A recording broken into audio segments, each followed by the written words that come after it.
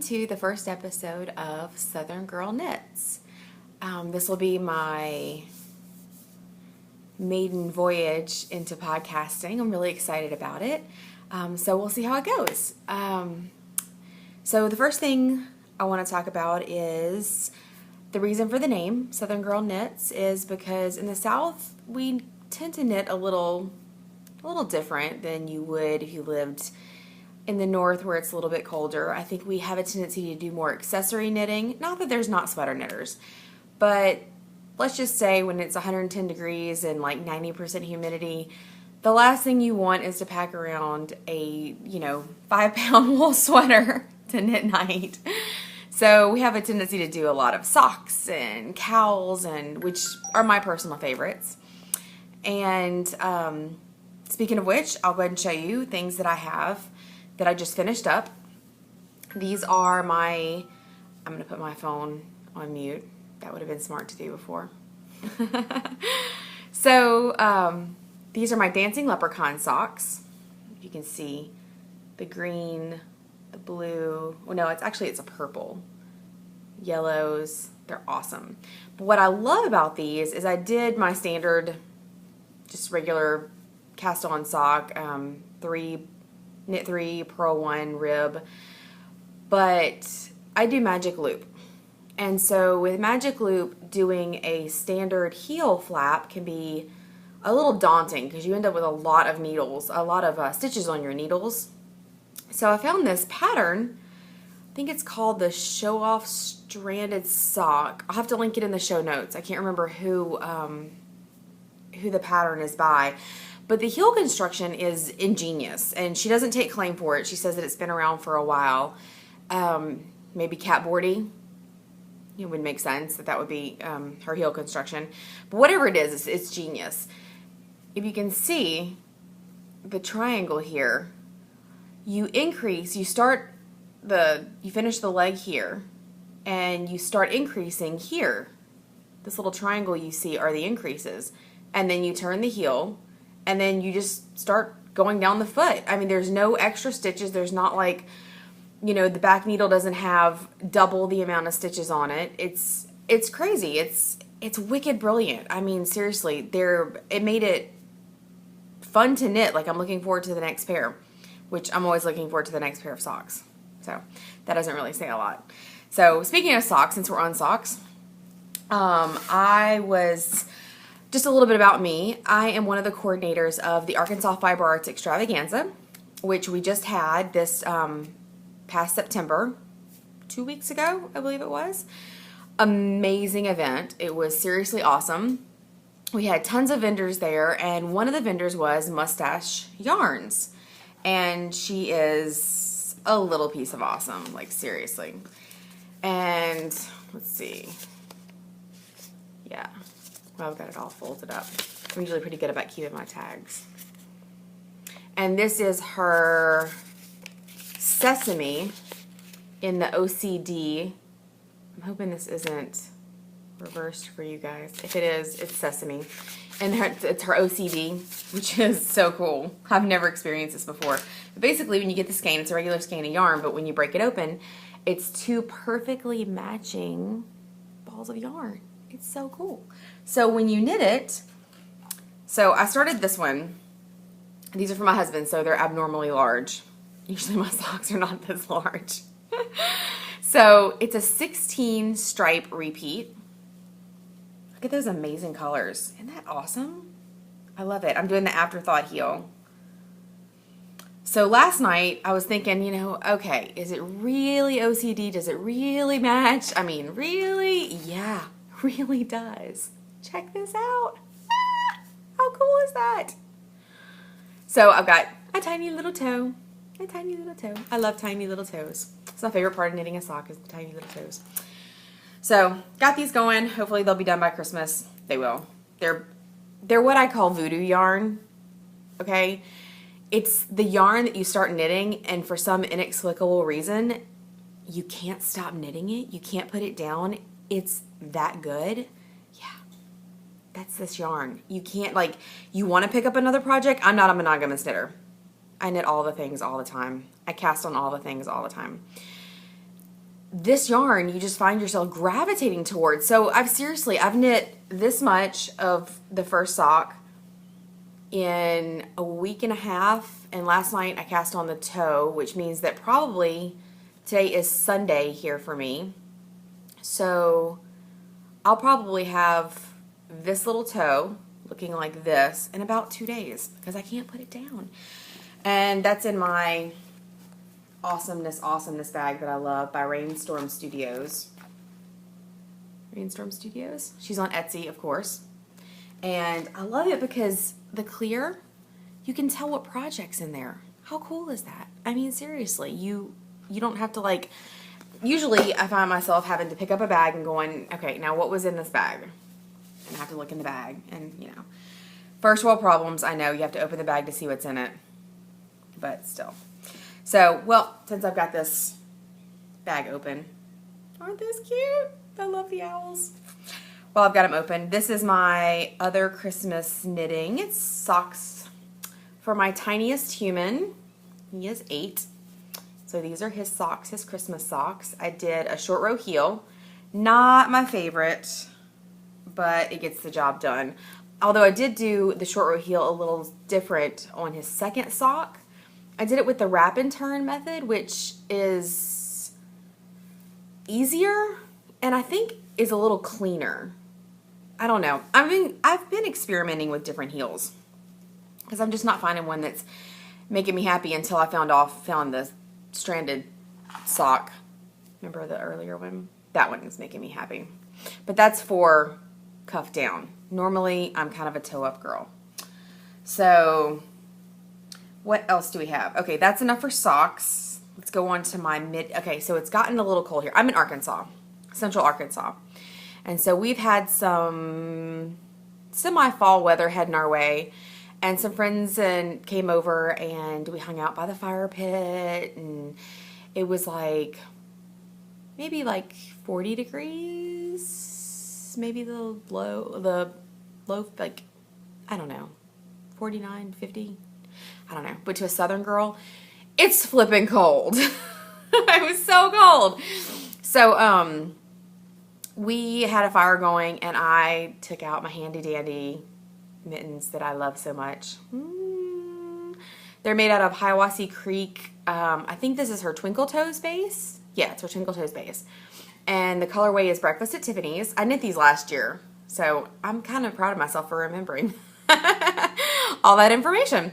I used the Frankenfingers pattern by Elizabeth Green Musselman, who they're supposed to have fingers in them, but my daughter decided that she didn't want fingers in them because she wanted them for herself. And when I finished them, they were awesome, and I kept them, so we share them because that's what we do because she's a teenager, and so we just share. It's easier. So the next pair that I had cast on, which I just cast on, they're going to have fingers in them like they're supposed to. And if you're not aware of Elizabeth Green Musselman, she's awesome. She actually taught a lot of our classes at the Arkansas Fiber Extravaganza. She's a wonderful teacher, amazing. She also has a podcast, Dark Matter Knits. And so I cast these on because it's October and it's Halloween time, so why not pull out Halloween colors? I had this buried in my stash. It's the Knit Picks Felici Spooky? Yeah, Spooky colorway, which I guess is their version of Halloween colorway. To me, it reminds me of like candy corn and then maybe like witch colors. I guess witches wear purple and black. I don't know. It's cute. It's Halloween-y. And I've already started increasing for the thumb because I have very fat thumbs. So I always have to do the small pattern and then the medium size for the thumb because, you know. So with these, my plan is to actually put in the half fingers. And so I'm kind of excited about that because I haven't done that yet. And the yarn's pretty cool. I like it. It's Knit Picks. What else do I have on the needles? Yeah, because there's more. I have also Hiawassee Creek Dye Works. This is her Twinkle Toe base. I do not have the tag for this one, and I can't remember the name of this one.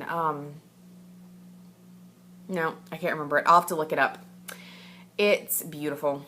It's amazing. Her twinkle toe base is, she vended for us at the extravaganza,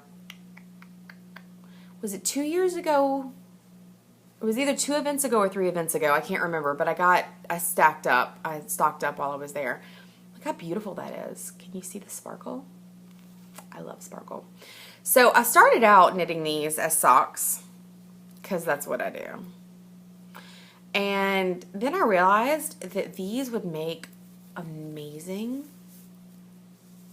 fingerless gloves. I also have a thing for fingerless gloves. Just going to put that out there. So I'm thinking that maybe I'm going to convert these and just do a standard thumb, clip them off with the fingers, and make them fingerless mittens, because you just can't have enough fingerless mittens because it is the South, and so it's not so cold that you need like seriously gloved up hands, but you do need something on your hands, and you need to be able to work with your phone because, you know, who's not addicted to their phone? Don't pretend. Okay, so second to last thing on my needles right now is Magic and Moonshine. She vended this year at the extravaganza and is sadly going out of business. So again, racked up at that booth when I found out that she was not going to be vending any longer. Not just with us, just in general. She is no longer dying. This is her Koyoko. I'm not sure the name. She wrote it on there for me. Koyoko. It's 400 yards of 80% merino, 20% nylon. And she calls these her sushi rolls, which I just think they're so cute. And so originally I was like, oh, that would make some cool socks. Yeah, no. I was wrong. I'm stupid. That is not sock, because you end up with like many inches of blue and then many inches of pink and then a tip of gray, and then you would start the next sock and it would be orange and blue and orange and pink, and yeah, that's not gonna happen. My daughter would like that because she likes that weird mismatchy sock thing. Yeah, no, not me. So I decided to cast on a shawl. I love shawls. Shawls are awesome. Or shawlettes. Shawlettes are even better. And this one's kind of a lazy one, but the finished product is like amazing. It's the High Speed Knitting, the TGV. Can't remember who wrote that. I'll have to link it in the show notes. And actually, I've already finished one of these. I'll show it to you next week. They come out beautifully, and they're wonderful, and the colors are just, they're so vibrant and fun that I think it's just going to be a fun knit. And I've got that in this fun little bag. Isn't that cute? How it sits. I got this one because it was just adorable. And I've had it for years, and oh, there's no tag name. I'll have to go back and look through my Etsy purchases and see if I can find out where I got that one from. Oh, and my